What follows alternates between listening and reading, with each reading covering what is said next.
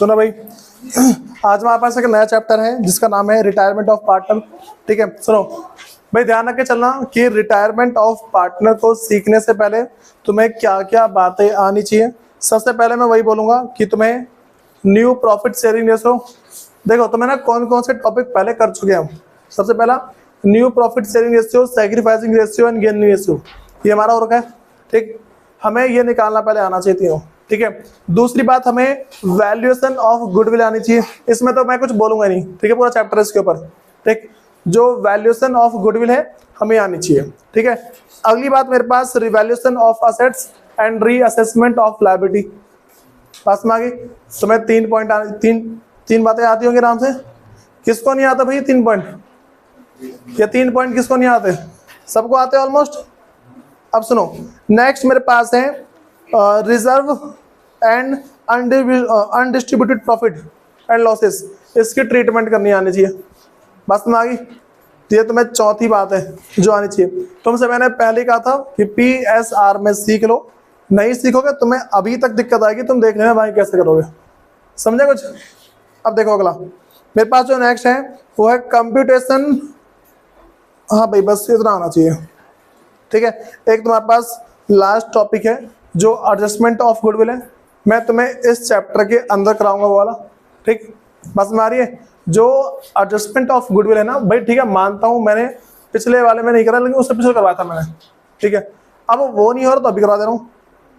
ठीक है, वैसे तो तुम्हारा रिटायरमेंट वाला ना जो एडमिशन वाला है, एडमिशन वाले में तुम्हारा कराया जाएगा वाला पूरा पूरा। ठीक है, लेकिन पहले इससे करो, अभी जो बता रहा हूँ। ठीक, अब सुनो, पहले हमें पता होना चाहिए 2 बातें। सबसे पहले मैं चैप्टर का नाम डाल लूं, रिटायरमेंट ऑफ पार्टनर।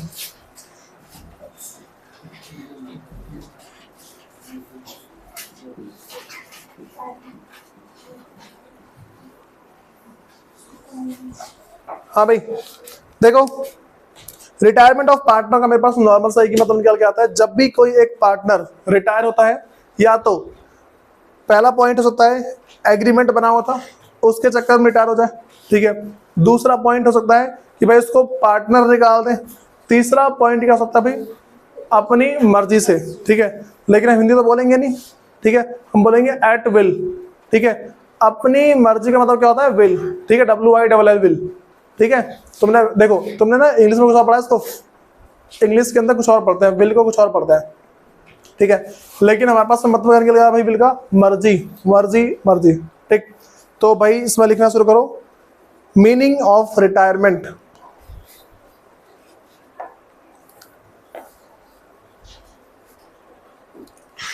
नॉर्मल सी बातें बोल रहा हूं। रिटायरमेंट का मेरे पास पहले मतलब क्या होता है? रिटायरमेंट का मतलब है retiring partner ceases to retire. ठीक है, रिटायरिंग पार्टनर है ना, वो सीजेस मतलब कि मान लो कि वो रिटायर करने का तो खुद को कोशिश कर रहा है या किसी ना किसी तरीके से उसको रिटायर किया जा रहा है। बात समझ आ गई? मैं तुम्हें 3 केस बता दिए। पहला एग्रीमेंट के बेस पे, मान के चलो मैंने किसी को पार्टनर बनाया था कि भाई तू सिर्फ हमारे साथ 3 साल तक पार्टनरशिप में रहेगा। ठीक, 3 साल के हम तुमको पार्टनरशिप से निकाल देंगे। बात समझ आ गई? पहला मेरे पास केस क्या है? रिटायरमेंट का, मतलब कि एग्रीमेंट का। दूसरा क्या है मेरे पास भाई? पार्टनर उसको किसी ना किसी अलग तरीके से निकाल दे। ठीक है, जबरदस्ती निकाल दे। तीसरा क्या हो सकता है? At will. ठीक है, तो इसमें लिखो भाई रिटायरमेंट ऑफ पार्टनर्स मींस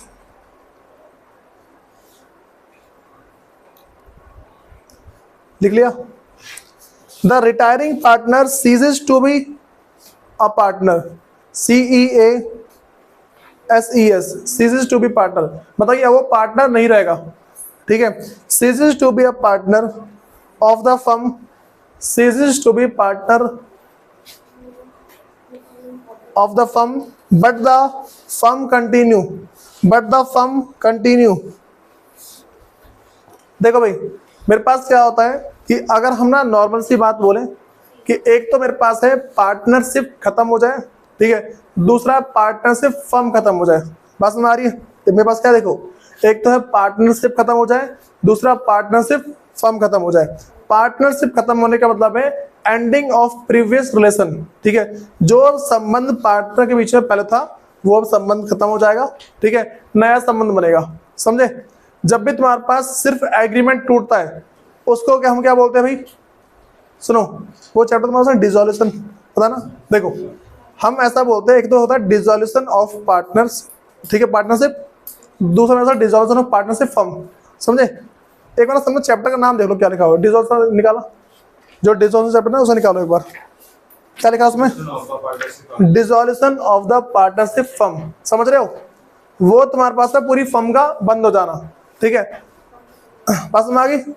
जब तुम्हारे पास पूरी फर्म बंद होती है उसको क्या बोलते हैं, डिसोल्यूशन ऑफ पार्टनरशिप फर्म, ठीक है। और दूसरी बात बोलूं, जब मेरे पास क्या है कि सिर्फ पार्टनरशिप के बीच में रिलेशन, जो पार्टनर है ना, पार्टनर के बीच में जब सिर्फ रिलेशन चेंज हो रहा है, समझे कुछ, सिर्फ जब रिलेशन चेंज होता है हम क्या बोलते हैं इसको, डिसोल्यूशन ऑफ पार्टनरशिप।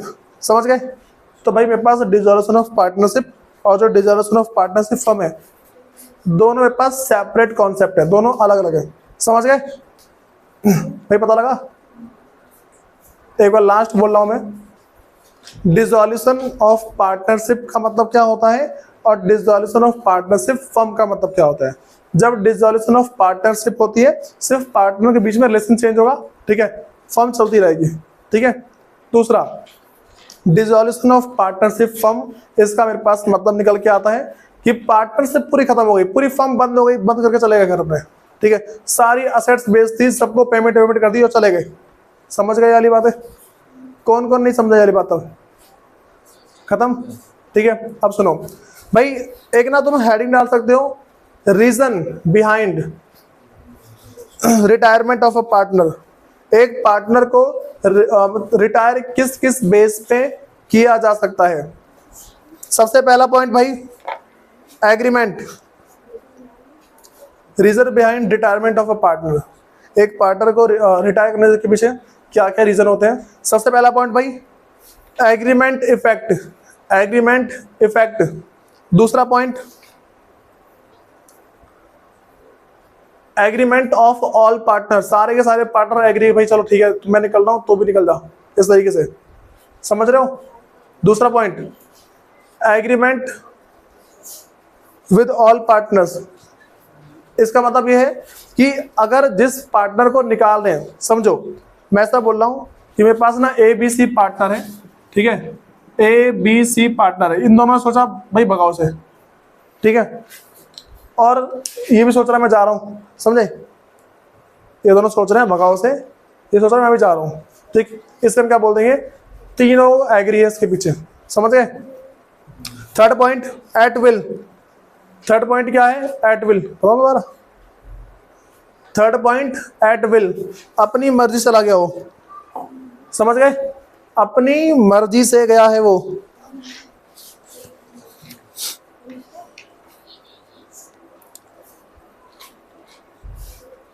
हाँ भाई, अब सुनो मेरी बात, तो मैं ना कुछ बातें बता रहा हूं। अगर कोई पार्टनर है, सुन जाओ, अगर कोई पार्टनर है फर्म छोड़ के जा रहा है, तुम्हें क्या लगता है ऐसे हो जाएगा वो?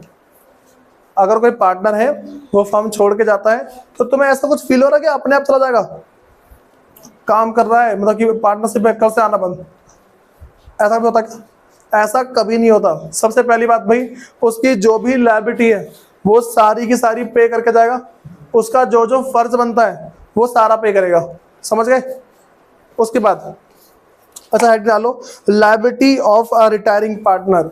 Liability of a retiring partner, अगर कोई पार्टनर रिटायर करता है तो उसकी क्या क्या लायबिलिटीज होती हैं।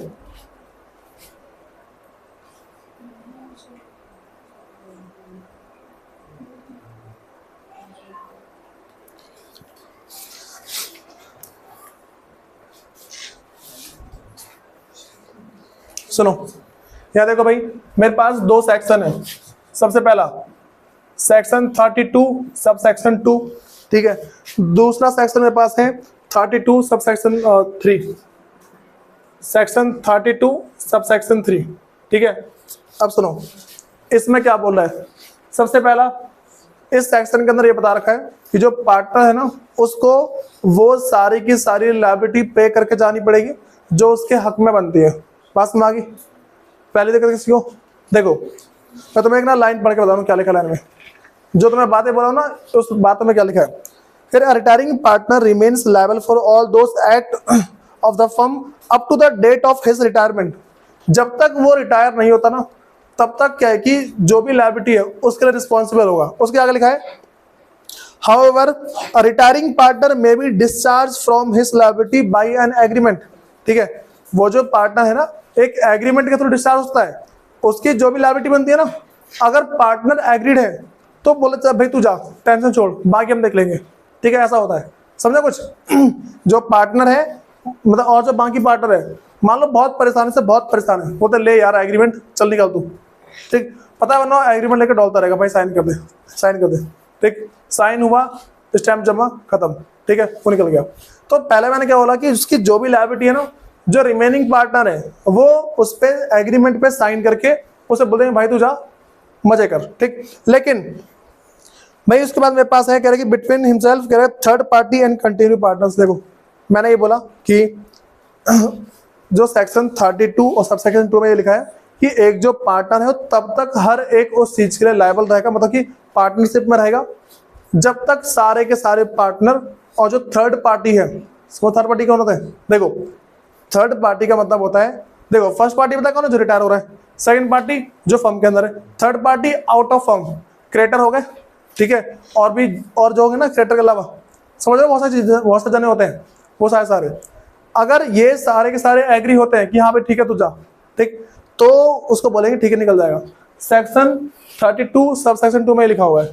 ठीक, अगला मेरे पास है 32 और 3। अब तुम्हें एक बात बता रहा हूँ देखो भाई, जब तक वो एक पब्लिक नोटिस नहीं देता, क्या बोला मैंने? जब तक पब्लिक नोटिस नहीं देगा ना, ताकि पब्लिक को पता लग जाए, लोकल पब्लिक है ना, उन्हें पता लग जाए कि हाँ भाई ये बंदा इस पार्टनरशिप का मेंबर नहीं है, ठीक, तब तक उसको मेंबर माना जाता है। समझे कुछ? मैं ऐसा बोला हूँ, देखो मेरे पास A, B, C ये पार्टनर है। ठीक है, अगर ये तीनों के तीनों पार्टनर है, अगर तुमसे नॉर्मली बोल दो भाई जो ए है ना वो रिटायर होना चाहता है, ठीक है, ये रिटायरमेंट मांग रहा है। सबसे पहली बात भाई देखो मैंने क्या बोला, ऑल पार्टनर एग्री होने चाहिए। ठीक है, क्या बोला मैंने? All partner agree. अगर सारे पार्टनर एग्री नहीं होंगे तो भाई रिटायरमेंट पॉसिबल है नहीं। ठीक है, अब दूसरी बात सुनो, चलो सारे पार्टनर रिटायर हो गए, मतलब सारे पार्टनर एग्री हो गए। ठीक है, और एग्री होने से कोई मतलब नहीं है इनको। ठीक, जब तक ये एक पब्लिक नोटिस नहीं देगा कि I am not a part of this firm, ठीक, तब तक वो क्या है कि भाई माना जाएगा कि यहाँ पे इसका पार्टनर है। तो मैं इसके पीछे एग्जाम्पल दे रहा हूँ। मान लो सूरज, मंजीत और शिवम, ठीक है, ये तीन पार्टनर है। ठीक है, मान के चलो कि सूरज बोल रहा है मुझे चाहिए रिटायरमेंट, अब मैं हो गया बूढ़ा, ठीक है, मुझे मतलब नहीं है तुम्हारे हमसे। इन दोनों बोला हाँ भाई ठीक है जा मजे कर, ठीक है, अब ये चला गया। अब पता क्या हुआ, इन दोनों ने ना पीछे पीछे कुछ कांड कर दिया, समझ रहे हो, किसी के पैसा लेके भाग गए, 1-1.5 करोड़ रुपए लेके भाग गए। ठीक, सूरज मस्त मार्केट में घूम रहा है, समझो कुछ, खूब मस्त घूम रहा है मार्केट में, इसको पकड़ के मारना शुरू कर दिया, समझा कुछ? भाई ऐसा क्यों होता है पता है? क्योंकि इस बंदे ने पब्लिक नोटिस नहीं दिया है। अगर ये पब्लिक नोटिस नहीं देगा तो बहुत बुरा पिटेगा। इसका मतलब ये है कि जो देखो जब तक ये पब्लिक नोटिस नहीं देता है ना, जब तक ये पब्लिक नोटिस नहीं देता तब तक ये उन हर एक उस एक्ट के लिए लायबल होगा जो ये दोनों पीछे पीछे कर रहे हैं, समझे? मान लो इसने ना इन दोनों ने साइन कर दिया, जो बाकी ए और बी हैं उसने साइन कर दिया, मतलब कि बी और सी ना इन्होंने साइन कर दिया कि हाँ जा मजे कर, ठीक, लेकिन बी और सी ने ना ये नहीं बताया कि बेटा पब्लिक नोटिस देना होता है, पता नहीं, अपना फायदा उठाना ने, ऐसा होता है, ध्यान रखना। तो अब क्या हुआ, जो ए है, ए तो चला गया, ए मस्त घूम रहा है मार्केट में खूब, अब वो मतलब बड़े बड़े ओकेजन पे जा रहा है, खूब मस्त घूम रहा है, पैसा इसके पास, रिटायरमेंट के बाद पैसा मिलता है भाई, ठीक है, वो पैसा लगा खूब घूम रहा है तो मस्त, ठीक, लेकिन इन दोनों ने बताया नहीं कि बेटा तेरे को पब्लिक नोटिस देनी पड़ेगी, ठीक है, तो इन दोनों ने बताया है नहीं, ये थोड़ा सा अनपढ़ है, ठीक, इन दोनों ने क्या किया, बैंक से 2 करोड़ का लोन उठा लिया, समझा कुछ? सुनो, बैंक से 2 करोड़ का लोन लिया, ठीक है, अब सुनो, बैंक वाले पहले पता करते हैं कि इस बंदे ने पब्लिक नोटिस दिया है कि नहीं दिया, समझे? देखो जो आपसी का एग्रीमेंट है वो तुम दोनों ने फाड़ के फेंक दिया, बी और सी ने फाड़ा फेंक दिया, ठीक है, समझ गए? सिर्फ जो सी है, ए है जो रिटायर हो रहा है, सिर्फ उसके पास एग्रीमेंट है, कि हाँ मैं रिटायर हो गया हूँ, मैं रिटायर हो गया हूँ, उन दोनों ने फाड़ के फेंक दिया कि तू रिटायर नहीं हुआ है, तू रिटायर नहीं हुआ है। अब सुनो क्या हुआ, एक घूम रहा है मस्त मार्केट में, इन दोनों ने क्या किया, देखो बोलते ना मेजोरिटी की बात चलती है, ये दोनों पहुंच गए बैंक में कि भाई हमें लोन चाहिए, तो तुम्हारा तीसरा पार्टनर कहाँ है, कह रहा हम दो तो है ना, तीन ही तो है, कह रहा हाँ ठीक है दोनों पैसे मिल जाएगा। इन दोनों ने पैसा लिया, भाग गए दुबई, मजे कर रहे हैं, ठीक, खूब ऐसे उड़ा रहे हैं। और ये बंदा घूम के आ गई से मनाली वगैरह से, ठीक है, जो ए है घूम के आ गए से, बैंक वाले बोलेंगे तरह पैसे कहाँ हैं, इसे कुछ पता ही नहीं कौन से पैसे, समझे, इसको कुछ नहीं पता कौन से पैसे चाहिए। अब बैंक वाले खूब मारे इसको पता ही नहीं है पैसे कहाँ, भाई कौन से पैसे कैसे, समझे कुछ। नॉर्मल सा मतलब ये है, अगर इस बंदे ने एक पब्लिक नोटिस नहीं दिया, सिंपल सी बात है, क्या होगा भाई, ये पार्टनर है अभी भी, ठीक है, अकेला अकेला खुश हो रहा है कि भाई मैं तो पार्टनर हुई नहीं, मैं पार्टनर हुई नहीं, इन दोनों ने किसी की फॉर्म में जाके आग लगा दी, ठीक है, इसको पकड़ के मारे दोबारा, ऐसा होता है। नॉर्मल सी बात है, सुनो, अगर ये दोनों पीछे कुछ भी एक्ट करते हैं, ये दोनों कुछ भी एक्ट करते हैं, तो retiring partner will be liable for the same, ठीक है। बात समझ आ गई क्या बोल रहा हूं, कि जो रिटायरमेंट के टाइम पे जो रिटायरिंग पार्टनर है,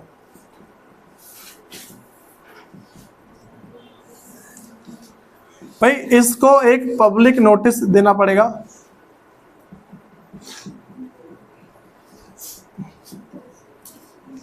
इसको एक पब्लिक नोटिस इशू करना पड़ेगा स्टेटिंग दैट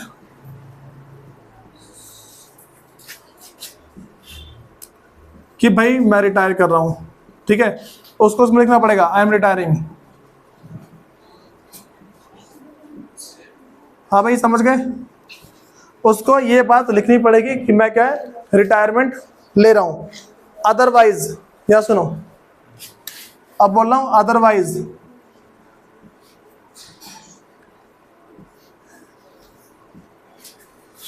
रिटायरिंग पार्टनर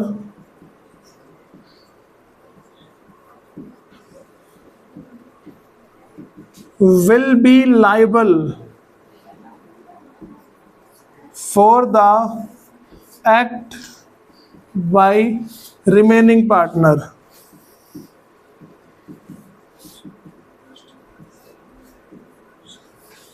हाँ भाई, ये तुम बातें समझ रहे हो मेरी क्या बोलना चाह रहा हूं मैं।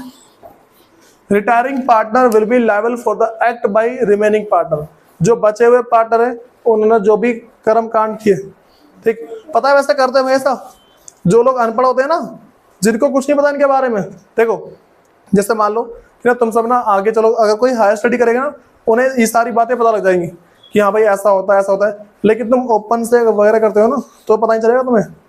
अगर कोई ओपन का बच्चा है उसे कुछ पता ही नहीं है, तो मैंने इस बात बताया वाली, मैं तुम्हें 2 सेक्शन बताई, पता ऐसे 32 सेक्शन, बहुत सारी सेक्शन ऐसी, ठीक, सबके अंदर इतनी इतनी बातें लिखी है ना, तुम बोलो ये क्या बात हो गई, समझ गए।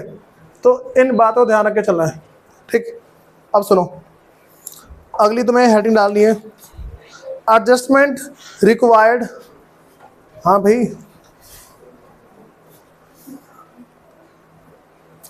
जगह छोड़ लो, लिख लो, जब समझाऊंगा तब बता दूंगा, तब लिखते रहना, ठीक है। जगह छोड़ लो, उसमें लिखो adjustment required on retirement of a partner, adjustment required on retirement of a partner. चलो पहले थोड़ा छाप लो इसको स्पीड में।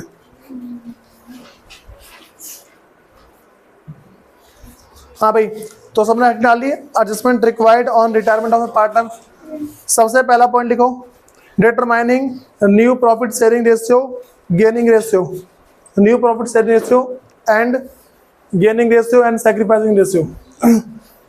हम 3 चीज निकालना सीखेंगे। दूसरी बात, अच्छा हाँ भाई सुनो, सबसे पहली बात ना, अगर तुम कभी भी अपनी बुक चेक करते हो तो तुम्हें कभी भी सैक्रिफाइसिंग रेशियो नहीं मिलेगा, तो ये न्यू, गेनिंग एंड सैक्रिफाइसिंग। लेकिन तुम कभी भी अपनी बुक चेक करते हो, यहाँ सुनो, तुम कभी अपनी बुक चेक करोगे ना, या फिर मान लो अपने पड़ोसियों से पूछते हो, दोस्तों वगैरह से, तो तुम ना ये पाओगे कि भाई उनके सर ने या फिर स्कूल वाले ने या फिर ट्यूशन वाले ने उन्हें बताया नहीं है कि इसमें भी सैक्रिफाइस करता है कोई, समझे। सबसे पहला भाई जो रिटायरिंग पार्टनर क्या कर रहा है, वो सैक्रिफाइस कर रहा है, ठीक है। दूसरा, मान के चलो ABC है, ABC, ठीक है। जब ना C रिटायर कर जाएगा ना, जब C रिटायर करेगा, केस फर्स्ट बता रहा हूं, ठीक है समय, जब C रिटायर करेगा तो मान लो 5 था, 4 था और 2 था, ऐसा है 5 4 2 है मान लो, ठीक। अगर C रिटायर कर रहा है तो इनका जो बाकी जो बचा हुआ रेशियो है ना, ये इनका न्यू प्रॉफिट शेयरिंग रेशियो होता है, समझे। लेकिन कभी कभार क्या होता है कि जैसे मान लो A और B है, ठीक, और ABC थे टोटल, ABC है, C जो है रिटायर कर गया। अब इन दोनों ने बोला हम जो है अपना प्रॉफिट शेयरिंग रेशियो रखेंगे, ऐसा रेशियो जिसमें A का घाटा होगा और B का फायदा, ऐसा हो सकता है ना आराम से, ठीक है। तो ये चीज पॉसिबल है कि भाई जितना मिला था ना उससे भी और कम मिलेगा, ठीक, ऐसा बहुत बार होता है। तो इन बातों को ध्यान रख के चलना। वैसे आएगा नहीं, लेकिन फिर भी आ गया ना तो तुम्हें करना पड़ेगा। यहाँ पे तुम्हारे 4 पार्टनर होंगे, ऐसा आएगा तो अगर ऐसा हुआ ना तो A B C D 4 partner के केस में ऐसा आ जाता है, ठीक। और सबसे इंपॉर्टेंट बात ये कि तुम सब सिर्फ 3 पार्टनर की तैयारी करके जाते हो ना, तुम्हारे एग्जाम में 4 पार्टनर आते हैं, ठीक है। ABC पहले से होंगे, एडमिशन के टाइम पे चौथा आ जाएगा, ठीक है। तो उसमें होपलेस होने की जरूरत नहीं है, तुम्हें पहले क्वेश्चन की बस प्रैक्टिस करनी है, जो भी चीजें तुम्हें पहले तो लगे सबको। सबसे मेरा मेन मुद्दा था ये वाला कि अगर तुम्हारे पास कभी भी ऐसा होता है कि 3 पार्टनर है, उसमें से एक रिटायर करा है, उनका जो बचा हुआ रेशियो है उन्हें क्या हुआ भाई, न्यू प्रॉफिट शेयरिंग रेशियो, ठीक है। चलो second point, valuation and adjustment of goodwill. भाई तुम सब इसमें बहुत माहिर हो, मुझे बहुत अच्छे से पता है, ठीक है। दूसरा नहीं, इसको लिखना नहीं है। पहला पॉइंट है तुम्हारे पास, मैंने बस इतना बोला कि ABC 3 पार्टनर है, अगर कोई भी एक रिटायर करता है ना तो अब इन दोनों का जो न्यू प्रॉफिट शेयरिंग रेशियो होगा, रिमेनिंग रेशियो होगा, मतलब 5:4 होगा, ठीक है। ये चीज है। हाँ भाई, दूसरा डाला valuation and adjustment of goodwill, ये तुम्हारा दूसरा पॉइंट है। सबको आता है आसानी से वाला। भाई मैं इसमें जितने टॉपिक हो सके उतने टॉपिक स्किप करूंगा, ध्यान रख के चलना, क्योंकि पिछला रिवाइज करो। Next, revaluation of assets and reassessment of liabilities, इस वाले टॉपिक को भी तुम्हारा स्किप कर दिया जाएगा। जिसको स्किप करूंगा उस पर सर्कल लगा लो, फिर अपने हिसाब से निशान बना लो, फिर उसे तुम्हें खुद रिवाइज करना है। Fourth point, reserve and undistributed profit and losses, इसकी भी ट्रीटमेंट तुम्हें खुद करनी है। Reserve and undistributed profit and losses, इसकी ट्रीटमेंट खुद है। वही पुरानी वाली सब कुछ मैं रिवाइज कराऊंगा, बिना बात तुम हो जाओ कंफ्यूज, तो पुराने वाले को ही बार बार रिवाइज मारो अच्छे से। हाँ भाई, जो हमारे पास नया टॉपिक है वो आएगा computation of amount due to retiring partner. Computation of amount due to retiring partner, retiring partner को computation of amount due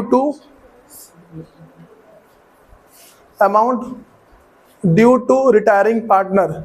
simple से एक ही बात बोलूंगा भाई, जो रिटायरिंग पार्टनर है उसको कितना अमाउंट दिया जाना है, ये इन सबकी कैलकुलेशन तुम्हारी इसी के अंदर होती है, ठीक है। Next,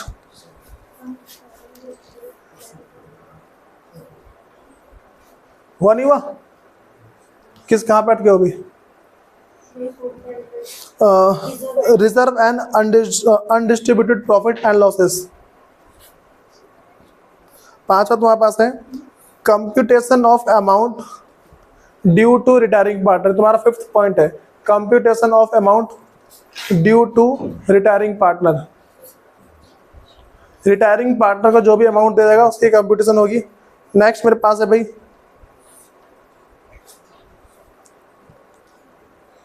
payment to the retiring partner, जो रिटायरिंग पार्टनर है उसकी पेमेंट कैसे की जाती है। भाई इसमें ना 2 पॉइंट डालो, इसी के अंदर 2 पॉइंट डालो सिर्फ जनरली याद करने के लिए।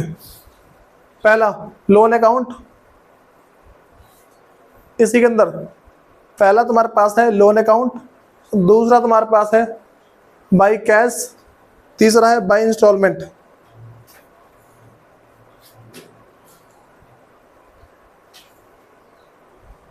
पहला हो सकता है हम उसकी पेमेंट ना करें, उसके नाम का लोन अकाउंट खोल दें और उसको इंटरेस्ट या ब्याज देते रहे, ठीक है।